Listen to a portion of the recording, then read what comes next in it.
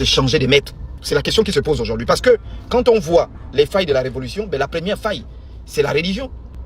Il y a quelques jours de cela, le ministre de la Défense a été tué chez lui. Mais des pays qui sont à 99% islamisés, qu'est-ce que vous attendez? Je commence à me questionner sur la révolution de ces différents pays-là. Parce qu'on ne peut pas voir les terroristes, ne peuvent pas voir toutes ces informations-là. Non, c'est bien d'accuser le Bénin, c'est bien d'accuser la Côte d'Ivoire, c'est bien d'accuser, mais en interne, les pays en interne. Vous-même en tant que dirigeant en interne, parce qu'accuser la Côte d'Ivoire que ce sont eux qui financent les terroristes, d'accord. Accuser le Mali que ce sont eux qui financent les terroristes. Mais vous-même, vous êtes de la religion des terroristes. Vous-même, vous êtes de la religion de ces terroristes-là. Vous partez dans les mosquées des gens qui financent le terrorisme. Du côté des Africains révolutionnaires.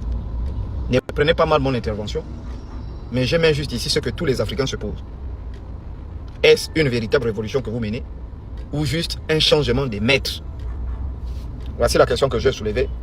Que les ancêtres nous guident et qu'ils nous donnent des bons conseils pour l'espoir de l'Afrique. Mais quand on essayait de regarder les choses en profondeur, on sait que ce n'est pas la religion musulmane. La preuve en est que pourquoi il n'y a pas de djihadisme dans les pays du Maghreb, Maroc, Algérie, Tunisie, j'en passe. Pourquoi il n'y a pas de djihadisme en Côte d'Ivoire? Vous pensez qu'ils sont forts militairement? Militairement parlant, le Mali est plus fort actuellement que la Côte d'Ivoire. Pourquoi il n'y a pas de djihadisme au Sénégal? Et pourtant, le Sénégal et le Mali font frontière. En pensant même que c'est la religion qui crée ces sottises-là qui se passent dans nos pays, déjà, je pense que les Blancs nous ont eu. Ils ont déjà réussi à focaliser notre énergie sur le faux sujet. Parce que ce que beaucoup de gens d'entre nous ignorent, c'est que ce sont les Blancs eux-mêmes qui sont derrière ces bêtises, qui créent la confusion dans les pays, la terreur, faire des propagandes. L'objectif, c'est de déstabiliser le système. Parce que ce sont des gens, ce sont des pays qui ont refusé de se soumettre à leur maître, ou disons aux Français. Dire que c'est la religion musulmane qui veut régner sur le Mali, c'est tout à fait faux. Ce n'est que de graves tromperies et de bêtises. Il veut juste renverser la situation. Capitaine Ibrahim Traoré même avait parlé de ça. Je vous laisse écouter. Mais vous savez, le travail d'endoctrinement